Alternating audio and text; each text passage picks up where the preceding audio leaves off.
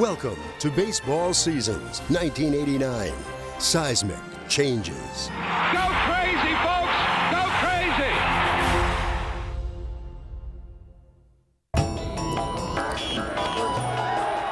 With a new decade on the horizon, 1989 was a year packed with monumental change, environmental awareness, and democratic growth.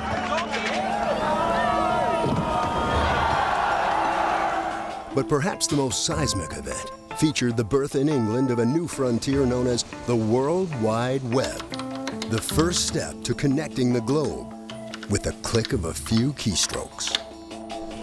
On the home front, fans of the national pastime were still basking in the glow of a miraculous fall classic. This is gonna be a home run! Unbelievable! A home run for Gibson, and the Dodgers have won the game! I don't believe what I just saw! Oh my God. As the championship echoes of 1988 subsided, the Dodgers were in pre-production for a Hollywood sequel, heading into the '89 campaign.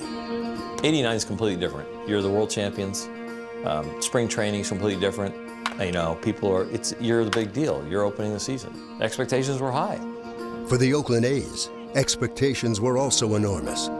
Coming off a 104-win season and hoping to avenge their painful loss to the Dodgers. Got him! They've done it! It's the impossible dream revisited. I could not believe, I still have a hard time to this day believing that they lost to the Dodgers. Nobody thought we could beat the team who won 104 games. Nobody believed it. I know that Orel Hershiser and the Dodgers and Kirk Gibson's home run and all those things ended up beating them, but that team had everything you can imagine. We were really good. Something with curls. I mean, talk about a push-button club. It was really talented up and down the lineup. It was really talented deep into the roster. It was a dream team that went about it the right way. I consider Oakland the best team in baseball. I know they are. 3-2. Hit way, way, way, way back. If anyone knew firsthand about Oakland's prowess, it was the Boston Red Sox, who had succumbed to the A's in the '88 LCS. Swung on, fly ball, Gallego. He has it. The A's have won it. They've swept. But in '89, the Sox were primed to repeat in the AL East, led by five-time batting champion Wade Boggs and AL MVP runner-up Mike Greenwell. Still, there were other clubs to look out for. Oh my God, I'm sorry. Like the Blue Jays, who were also taking aim at the AL East title, with the sense that all the ingredients were in place. We had Dave Steve as a pitcher and Jimmy Key. Position players, we had Jesse Barfield, Lloyd Mosby. Think about it. I got You know, George Bell. That's one. And in infield, we had Kelly Gruber. I mean, we just had an outstanding team. We were kind of, I think, the focus of the division last year. Our players, I think, realized that they let something slip through their hands last year. For the first time, 89 wins won this division, which is ridiculous. And we had a good opportunity to win this division, and they know they let it slip by. And I think that they realized that this happened. And I think there's a rededication on the part of our players not to let that happen again. On the senior circuit, the New York Mets were coming off their own disappointment in the NLCS. But there was no denying a star-studded roster that had led the league in both home runs and ERA. We had offense, we had defense, and obviously during that great era of New York Met baseball, we had an outstanding pitching staff that basically was second to none. I don't know if we thrive on being the favorite. I think, we have a lot of talent, and we realize that we're expected to win, especially in New York, and we're looking forward to that challenge. One team hoping to be up for the challenge was the Chicago Cubs, led by their own potent arsenal of offense and veteran pitching, even if Don Zimmer's club wasn't exactly viewed as favorites. Chicago Cubs in 1989, I was the manager. Who hasn't run here as a runner? Anybody? Go! Every sports writer in the country picked us last. If I was a writer, I would have picked this last myself.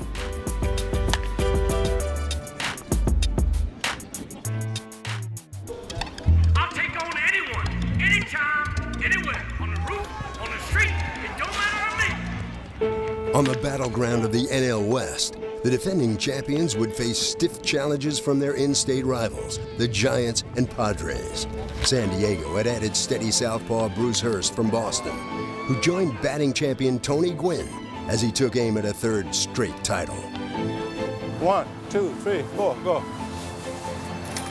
See, you see what I'm saying? You may have to go to the fence. You may catch the ball here, and sometimes you may catch it here. You don't know how you're gonna catch it.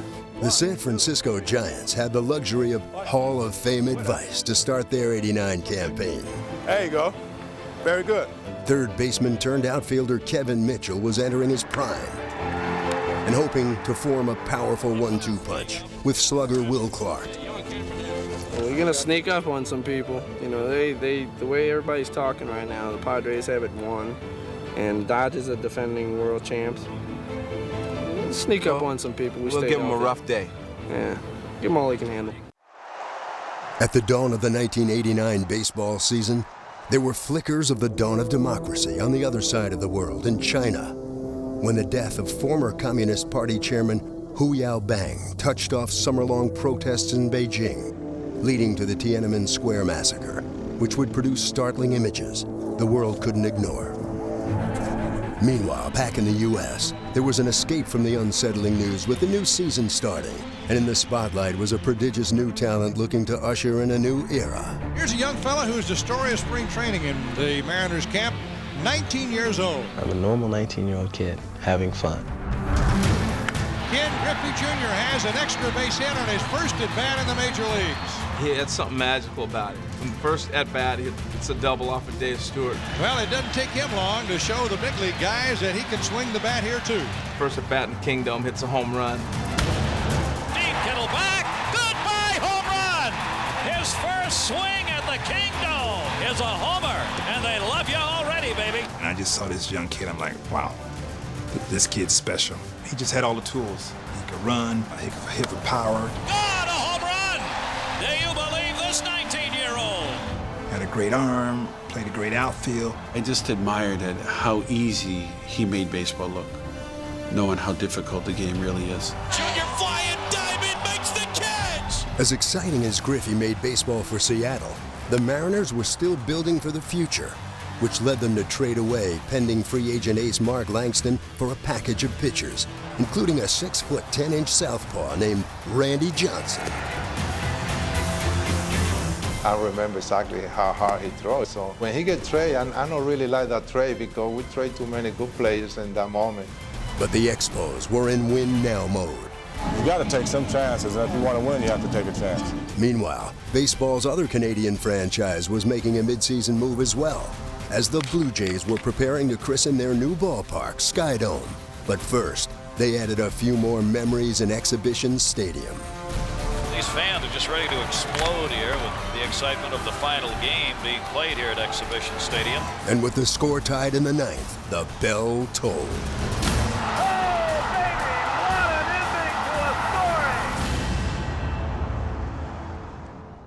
One week later, the Blue Jays began June in their new state-of-the-art home.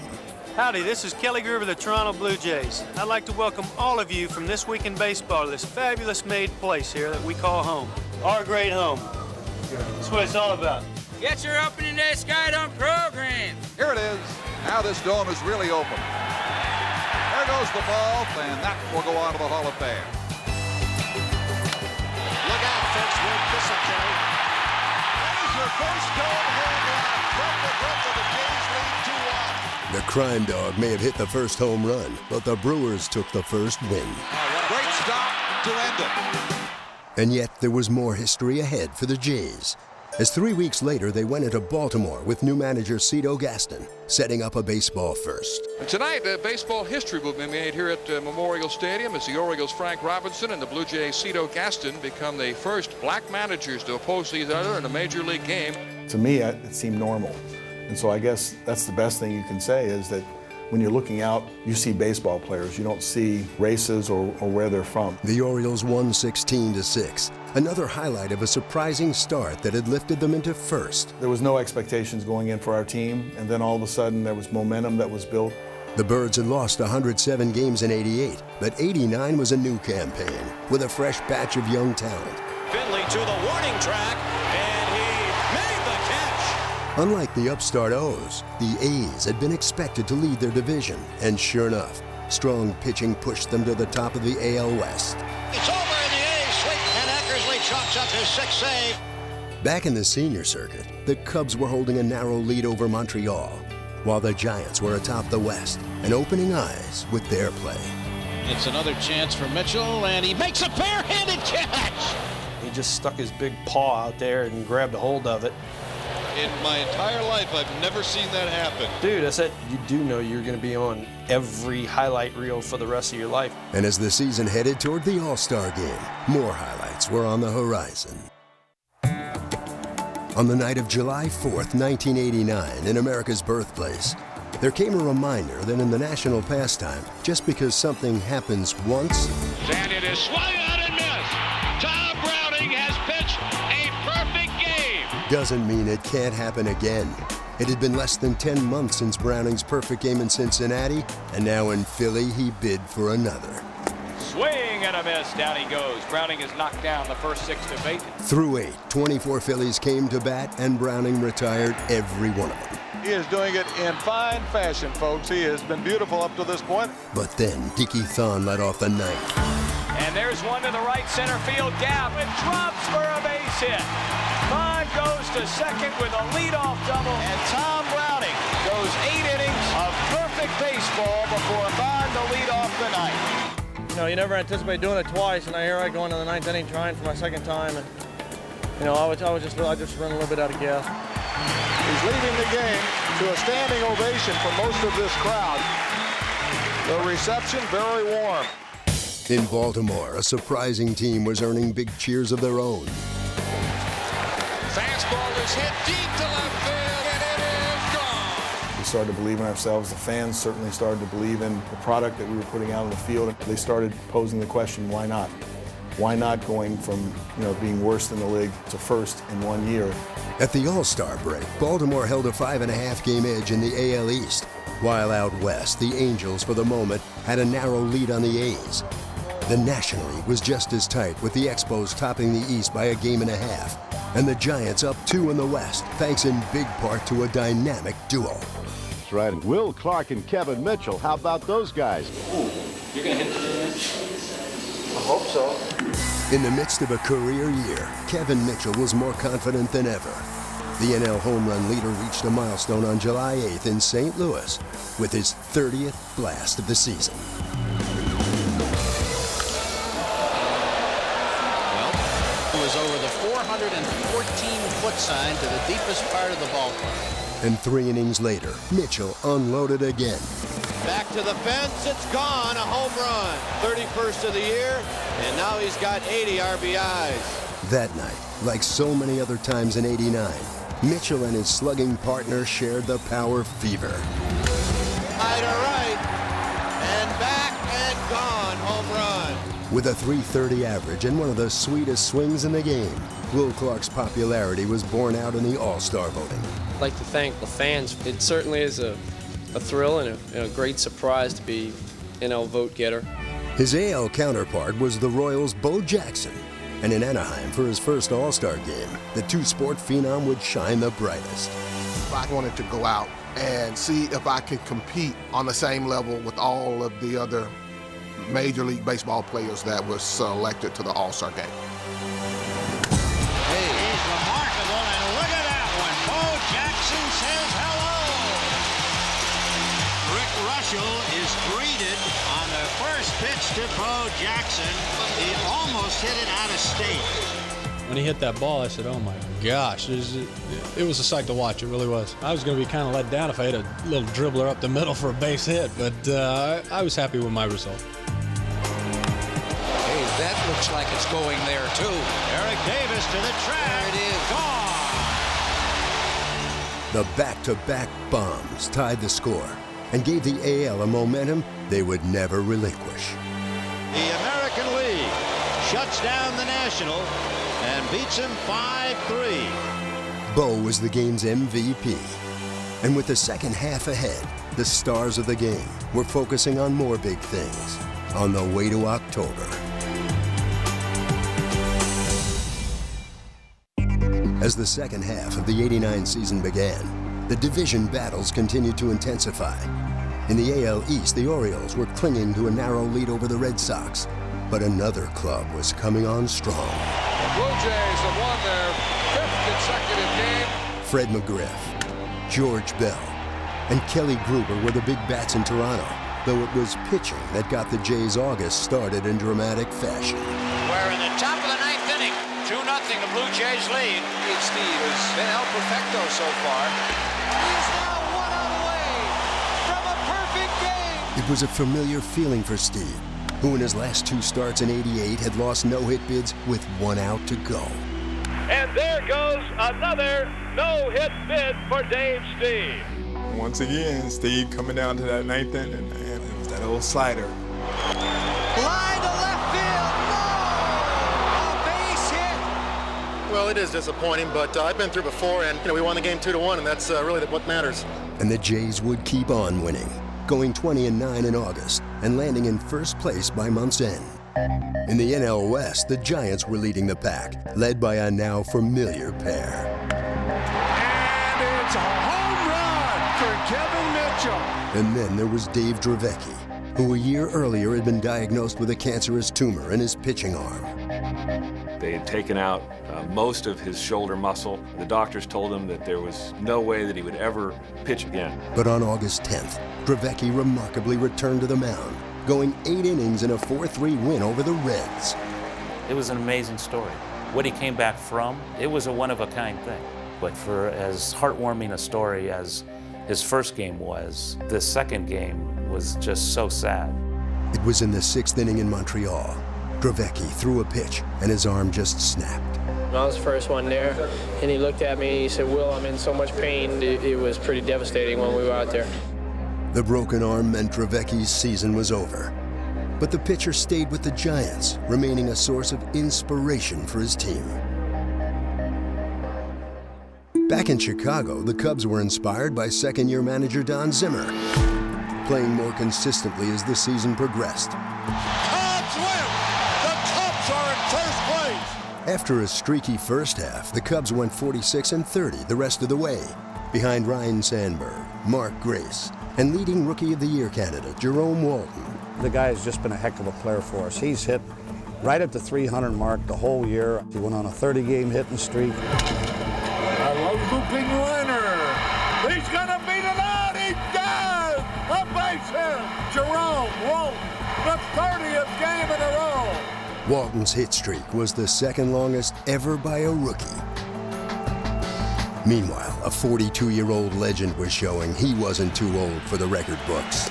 Strikeout number 5,000 for Nolan Ryan. There was definitely a sense of elation in that stadium, and something we'd never really felt before. At that point, it was probably the single most dramatic moment in Ranger history. Ricky Henderson will be in the record books as strikeout number 5,000.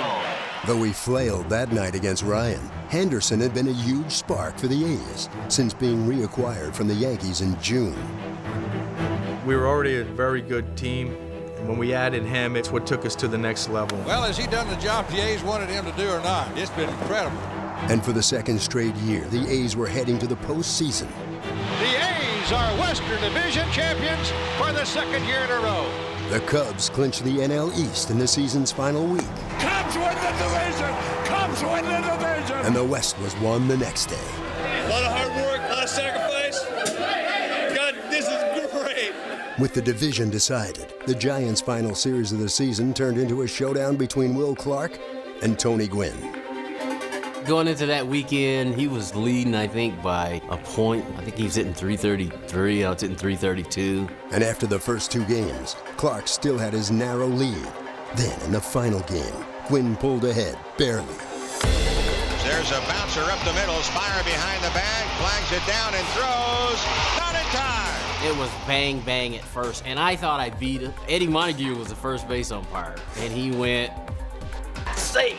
The first base umpire initially started to call Gwynn out. You know, if you're gonna win one, you don't want to win it that way. So the last time up, I was really trying to get a hit. Tony hits one on the ground, right side, a base hit. They ended up rolling a ball in the right field for a base hit, and that really clinched it. Tony Gwynn 3 for 4 with a .336 batting average. Will Clark for .333. The biggest stakes on the season's final weekend rested in Toronto, where the second-place Orioles were hoping to complete a worst-to-first season by defeating the Blue Jays for the AL East crown. This is what it's all about, baseball at its best. And the best man will win in this series. It's not a matter of someone lucked out. This is it. We needed to go win 2 out of 3 to force a playoff in Toronto, and we played extremely well in the first 2 games. Oh, what a play by Ripken! Unbelievable! But we lost both games in heartbreaking style. The 1-2 pitch swung on and missed, and the Blue Jays win it. If you look at the Orioles' season-long contention and ultimate defeat at the hands of the Toronto Blue Jays, it is testament to baseball's great strength, which is the long season. You don't crown champions in June. The Blue Jays are on their way to the 1989 American League Championship Series. For the second straight season, the Oakland A's were heading to October. And after finishing the regular season on a tear that earned them the best record in baseball, they'd be starting the playoffs at home against the Blue Jays. So the Toronto Blue Jays and the Oakland A's are set for Game 1 of their best of 7. Toronto's ace Dave Stieb would match up with Dave Stewart in Game 1. He gets 2 strikeouts to open the first. And while Stieb clung to a 3-2 lead after 5, the A's biggest bat caught up with him leading off the 6th. And McGuire may have just tied it. First pitch, see you later. We got something going, and that's how we've won all year. And the A's were just heating up, as it was time for the Rickey Henderson Show. Hit him. Hit him to load the bases. I knew we got to break. We got to break because we got the bases loaded. Bases loaded, 1 out. Grounder to short. They're going to turn it. Fernandez to Liriano. Takeout slide. And the throw gets away. Rickey Henderson made the play. That's probably the best force out of my life. You know, it create things. It made us score some runs. It put us in the lead of the game, and the game was in our hand. Rickey proved to be the difference maker in the A's Game 1 win. And from there, he seemed almost unstoppable. The ALCS was dominated by Rickey Henderson. And he draws the walk. The tying run aboard. In the particular instance of Game 2, he stole second. Rickey goes, Witt throws, safe. Stole third. He goes again. He's in there. Getting on base, stood second, third, scores on Carney's single. And that's a run he created. And the game is knotted at 1. It was Rickey's slide yesterday. Today, 2 stolen bases. Henderson would steal 2 more in the A's Game 2 win, setting an LCS record with 4 overall. And Henderson has dominated. Rickey was a one-man wrecking crew in that ALCS against Toronto. This will get a run home, maybe more. Mosby going back, looking up, out of here and into the black seats. There aren't many leadoff men who can launch one like that to dead center field. After Toronto's Game 3 victory, Rickey's 2 homers in Game 4 were critical in returning the momentum to the A's, even as the moment that turned the most heads came from another Oakland power source. It was fun to be a part of that, because I don't think any of us had ever seen a ball hit that far. Canseco bids for the second homer of the inning. He hit it, and the dugout just went silent, waiting to see where it landed. Whoa. And it settles into the upper deck. Oh, my goodness. Catch your breath and just like drop your jaw. The thing that adds so much to it is that happens in a championship series. Flanagan was touched for 3 home runs. Canseco's into the upper deck and left, and 2 by Rickey Henderson. And if the series were to end tomorrow, you could close the ballot box for series MVP. Rick, he did it with power, he did it with finesse, he did it stealing bases. Anything that one player can do to help a team win a game and dominate a series, he did it. Henderson's master display earned him series MVP as the A's closed it out in Game 5. And the Oakland A's have a return engagement in the World Series. Now, Oakland just had to wait and see if their opponent in this Fall Classic would also be their National League neighbor. And we welcome you to Game 1 of the National League Championship Series between the San Francisco Giants and the Chicago Cubs. And this, a matchup of managers who know each other very well. We talked in July when we were here that, wouldn't it be something if we met here in the playoffs? And here we are. The one good thing about it, one of us going to manage in the World Series. For the Giants, Scott Garrelt successfully from the bullpen to the starting rotation, ERA 2.28 to lead the National League. And for the Cubs, 23-year-old Gregg finished at 19-12, earned run average 2.95. But if the pitching resumes of both Game 1 starters were impressive, Clark slices one in the gap, and Walton can't get it. early indications were that it would be a hot bat that would dictate the story of the series. Drive to right, and Olson going back on the track to the ivy. It's gone. Home run, Will Clark. That's just normal of him to do things like that. I look at Will every day, and I know he's going to do something outstanding that's just going to amaze me every time I'm hitting behind him. High drive into deep right field. It is a grand slam home run. Will Clark, and that has broken it wide open. Clark's 6 RBIs in Game 1 set an NLCS record, and it only took him 4 innings to get them. Still, the thrill wasn't the only sizzling first base bat in the series, as his Cub counterpart also launched a bid to carry his team. Yeah, that was the Will Clark and Mark Grace show. Best hitter consistently on their ball club, Mark Grace. I went toe-to-toe with Will pretty good. The 1-0 pitch to the Cub cleanup hitter. Ripped down the right field line, in there. 2 runs are home. It's 9-2 Chicago. Mark Grace and Will Clark in meaningful games, matching hit for hit, RBI for RBI. It was classic. Goes to left field, and it's going to land. Clark now 3 for 3 in the ball game. Not often do you get locked in to where when you're getting a pitch to hit and not missing it, and both of us didn't miss it the whole series. When those two guys came to the plate, it didn't really matter. You could have thrown them the rosin bag, they were going to get a hit. But while Grace stayed as hot as Clark, the Giants won both games 3 and 4 to take a commanding lead in the series. And with Game 5 tied at 1 in the bottom of the 8th, Clark would once again be the difference. There was just really no way to get him out. I know, I gave up the single that lost the last game to Will. Line drive, base hit. In comes one. In comes Butler. Going to third is Thompson. 3-1, San Francisco. And an inning later, it was all over. Breaking ball hit to Robbie Thompson, and that's it. The Giants were headed to a World Series that would be an all-Bay Area affair.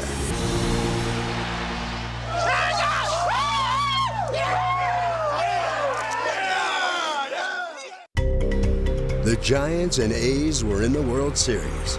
And while most fans had no trouble choosing sides in the Battle of the Bay, Let's go A's! Let's go A's! Giants in 5! A's in 4! A's in 4! others had a hard time deciding on their loyalties. For the A's, it was a second straight Fall Classic appearance and a chance to prove the previous fall's disappointment was ancient history. Our guys were really upset that 88 World Series got away from us. They were embarrassed. So from day one of spring training, our mission was to get back. You had to play under 62, and then we had to finish it off during the postseason. La Russa and his formidable lineup were primed and ready to finish their mission. But the Giants were far from small-time opponents who would just roll over. They were pretty loaded, too. They had Will Clark, they had Kevin Mitchell, the MVP.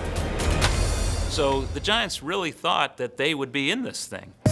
On paper, there were reasons to pick each team. But once Game 1 started, a very different story unfolded. In the bottom of the second, Tony Phillips' RBI single plated the game's first run, and the A's added a pair to make it 3-0 after 2. Then in the third, Dave Parker showcased some trademark Oakland power. And he gets a high drive to deep right field, and Dave Parker has hit his first World Series home run. It's 4-0. Walt Weiss's solo shot in the fourth gave the A's a 5-run lead, which was more than enough for Oakland ace Dave Stewart. Got him. Who dominated the Giants all night long. Dave relished the big moment, and I just think he took it so personal. It's almost like, you know, he either wins or dies. And down he goes here. In the ninth, Stewart was looking to complete his masterpiece, but then the Giants put 2 men on with nobody out. At that time, I was thinking, if I'm going to keep this shutout, I got to get a couple of strikeouts. And Williams got on strike. Ernest Rowell comes up, he swings through a forkball that's up in the strike zone. I get the second strikeout. 6 strikeouts. I go 3-1 to Candy Maldonado, and I'm thinking, don't give in. I threw a low sinker on the outside part of the plate. He hit a ground ball for me, shutout. And it's grounded to third, backhanded by Phillips, straightens up, and Stewart has his shutout. With a powerful offensive display and a stellar performance by their ace, Game 1 had gone all according to plan for the A's. And in the first inning the next night, they picked up where they left off. Lansford hits one down the line for a base hit and maybe more. Henderson comes in to score, 1-0 Oakland. The Giants would finally score a run to tie it in the third. But in the fourth, Oakland put 2 runners on for Terry Steinbach, who delivered a new kind of fall classic, called shot. Tony La Russa, when we had a chance to talk to him before the game, said, I feel that Steinbach's going to hit a home run off Russell. To deep left field, and La Russa was very prescient. God. I didn't find out till after the press conference that night that Tony had made that prediction. As soon as I hit that ball, I knew for sure it was a home run. Steinbach's blast gave the A's a 4-run lead and settled down a shaky Mike Moore, who would go on to pitch 7 strong innings. And Kennedy gone on 3 pitches. That left things in the hands of the A's' dominant bullpen, which closed out Game 2 and secured a commanding series lead. And the A's lead 2 games to nothing. We won the first 2 games, 5-0, 5-1. Roger Craig was a terrific manager and a real good hard-nosed competitor with a wonderful background in the big leagues. He said, when they come to Candlestick on Game 3, it's going to be a lot different. No one could have known how true those words would be. As the '89 World Series moved across the bay to San Francisco, Giants fans were more than ready. Go Giants! But then at 5:04 Pacific time, during ABC's pregame recap of Game 2, an unprecedented and frightening form of World Series drama unfolded. And he fails to get Dave Parker at second base, so the Oakland A's take. I'll tell you what, we're having an earth. You're down. Down, everything's down. Relax, we're down. I can't believe that. We're knocked off the air, we're out. There's no lights in the everything's out. Unbelievable. I can't believe that. Just can't believe it.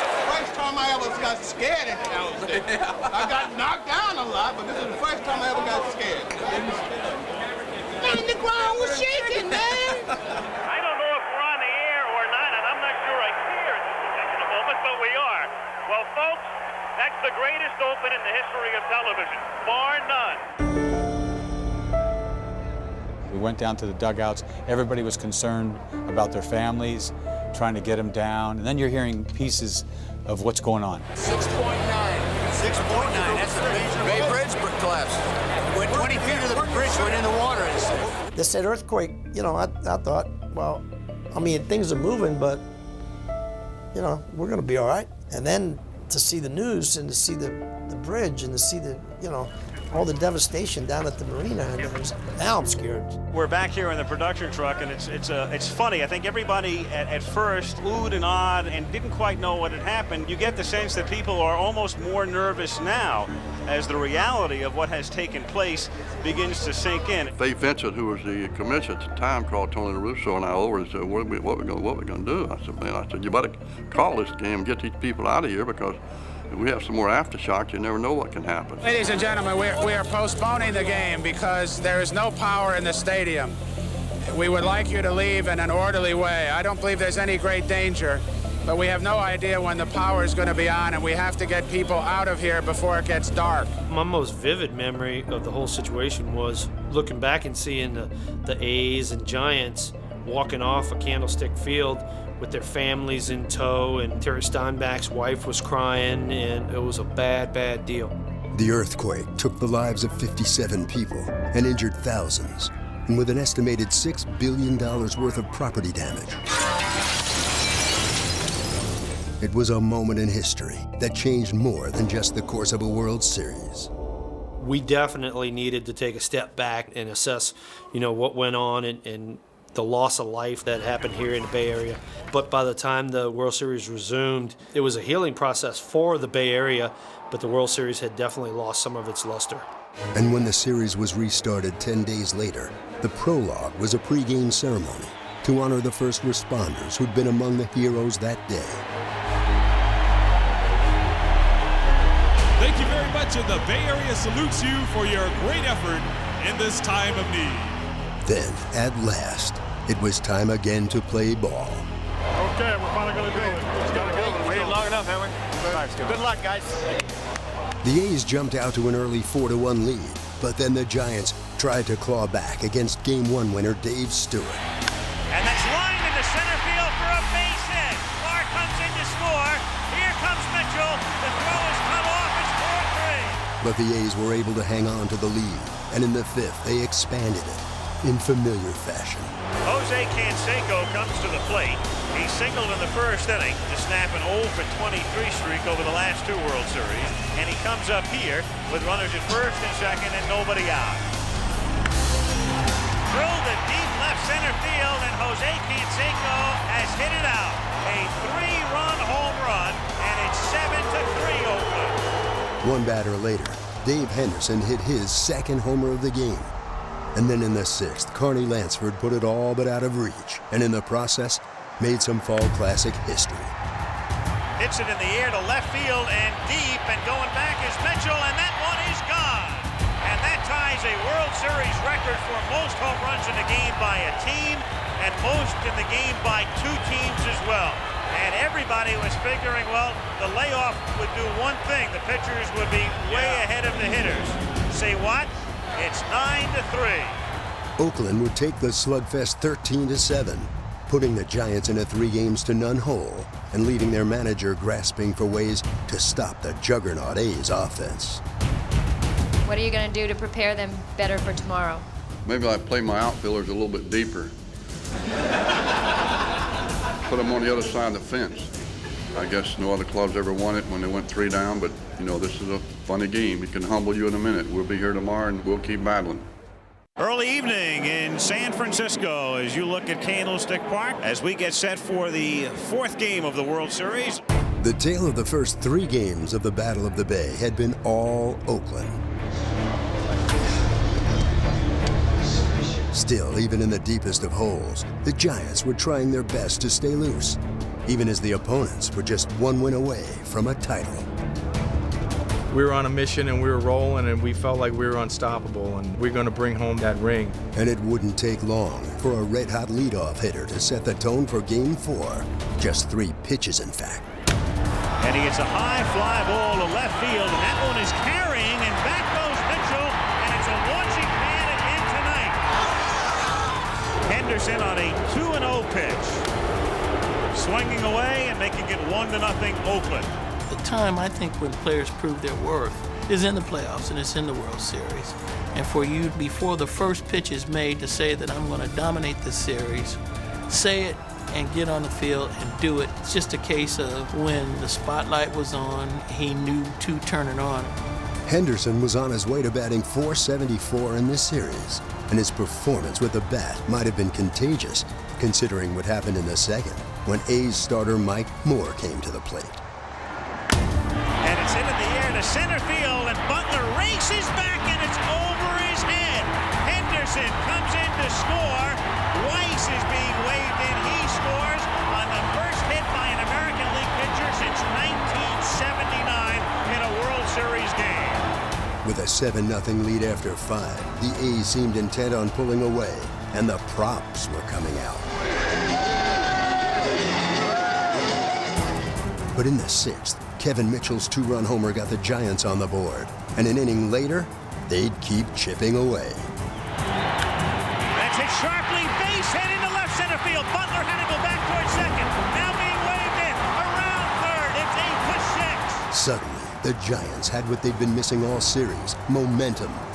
And the NL MVP was the tying run at the plate. 2 down, and Kevin Mitchell is the batter. Oh, Mitch! Let's go, San Francisco! In the air to deep left field. Henderson going back, but has a play on the track. And the Giants come that close to tying it.